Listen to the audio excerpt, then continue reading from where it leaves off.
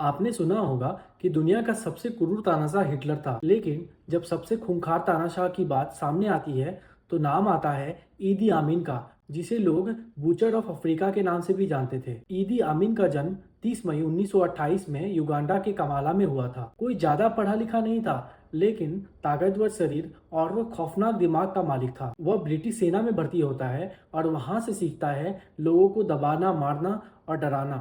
कोई चुनाव नहीं, कोई वोट नहीं, सीधे बंदूक के नोक पर उसने सत्ता ले ली।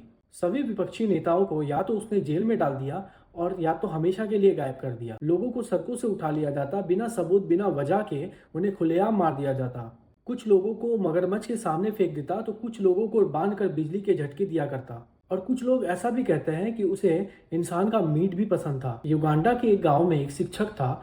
उसने ईदी अमीन के खिलाफ एक सवाल उठाया और उसने पूछा कि हमें शिक्षा चाहिए, डर नहीं।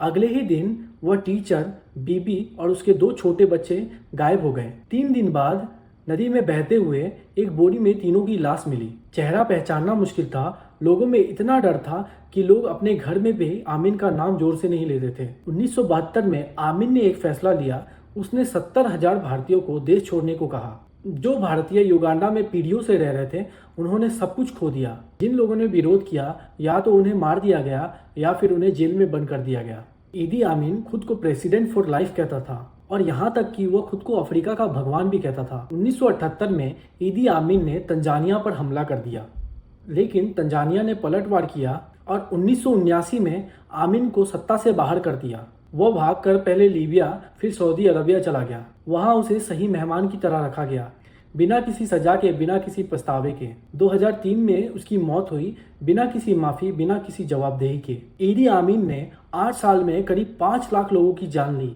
लेकिन अफसोस दुनिया चुप रही और वो तानाशाह चैन से जीता रहा। ये थी ईदी आमीन की कहानी, जो हिटलर से भी कई कदम आगे था।